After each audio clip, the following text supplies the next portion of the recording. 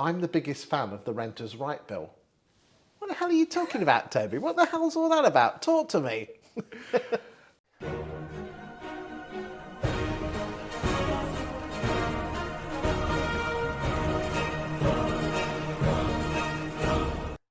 It's not going to make me very popular saying that, but I have taken the step of starting to stand up and say, I love the Renters' Rights Bill. Okay. Our industry is in many places up in arms about the contents of the Rights Bill, the potential impact, the unintended consequence of the Renters' Rights Bill, and all of that, of course, is valid. It's very difficult to look at some aspects of the Renters' Rights Bill and understand exactly what the government is trying to achieve. However, there is real opportunity for letting agents in the Renters' Rights Bill, as there has been in any other major piece of legislation in recent years. Look back at the Tenant Fees Act in 2019. That was a point where the strongest and most innovative agents stood up. They were able to grasp the opportunity. Some other agents fell by the wayside and allowed those stronger agents to claim more business and grow as a result. And the Renters' Rights Bill is absolutely no exception to that. Go on then, hit me with it. Okay. Razzle and dazzle me.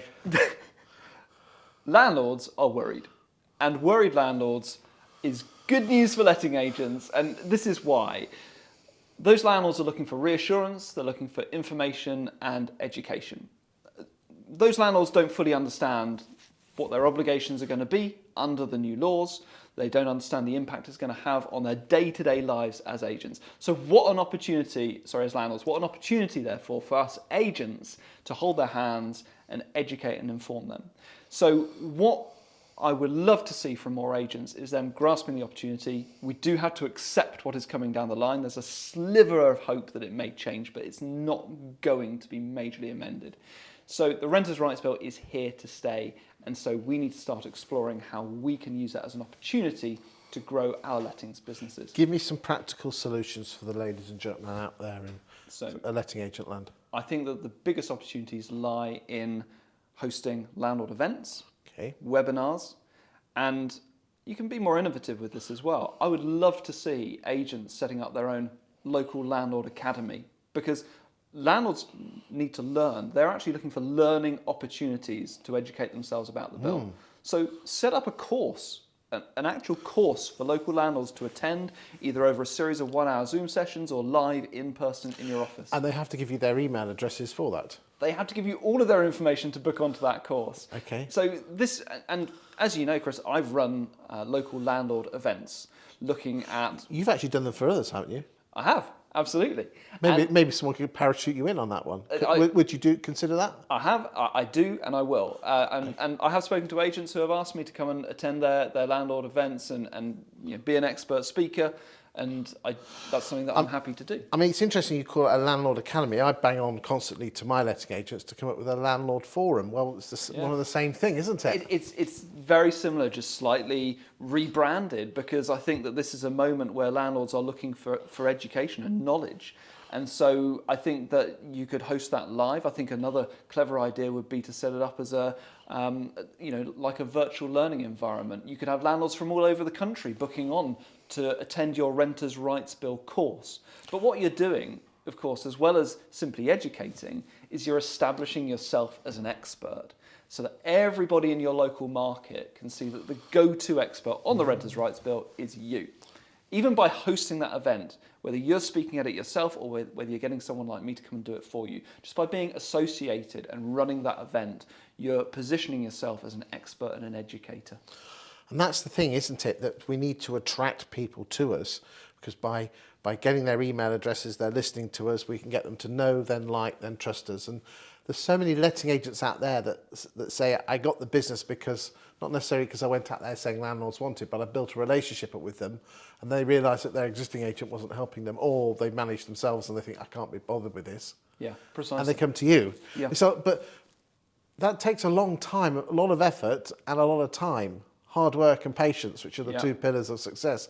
Most agents, they're hard working, but patience, how do you, if you don't get any landlords, only one landlord from it, what would your message be to the agents out there who probably need a bit more patience? In lettings, as it has been for the last few years, Unfortunately, there's no silver bullet. There's very little overnight success. So you do have to, whether you call it nurturing or farming, you have to plan these strategies to work over time. And it is building those relationships so that you're the person who's there when that landlord is in a moment of need. How have you learnt to be more patient? Well, because I've tried overnight success strategies and they simply don't work. Just by going out and giving Okay, but hard what made sell. you? But what in the next video we're going to be talking about video. There's plenty of people that don't start video. There's a reason for that. But those that do start these strategies of going on video and other marketing, and then they give up after a few months. You didn't give up. Why? I didn't give up because You must have had a wobble. Well, I know you've had wobbles because you rang me up. I've had wobbles, all right, yeah. But Do you know I still have wobbles? everyone has wobbles. We all have wobbles. Yeah. Absolutely. And if you're not wobbling, then you're not doing it right because you're staying inside of your comfort zone and you're not pushing yourself out. Not necessarily doing the videos, but doing all these bloody videos and what they think back in return. Yeah, exactly. It's hard work. You've got to look for the green shoots. And if you look hard enough, then these kind of marketing strategies and doing video, it's like growing a plant. You can't expect to wake up the next morning and find a tree growing in your back garden. You've got to look for the green shoots, and they are there. No. Or the analogy I like to use is if you plant a potato, you don't pull the earth to see if it's sprouting. You have to let it do its thing. Exactly. Yep. There's an interesting a story of these very expensive bamboo. I think they use it in building. And if you plant it, you have to water it every day for 5 years. And if you miss a day, it stops growing. And then all of a sudden, after 5 years, Yeah. and that's what we're doing. But it's hard work, isn't it? It's hard work. How do you get over those wobbles? How to get over those wobbles is having a strong support network in place, having people like you and my other contacts who you can call. The property industry is a wonderfully supportive environment, and there are so many people through things like Agents Together mentoring who are willing to devote their time to supporting people when they're having their wobbles. And I've had so many people offer me their support, especially since stepping. And make sure you take it. Exactly. Don't be too proud. It's a very male trait to pull up the shutters and say, "Oh, I'm fine, I don't need help." Embrace your vulnerability, allow other people in, and accept their advice. Thank you for your time today. Thank you, Chris.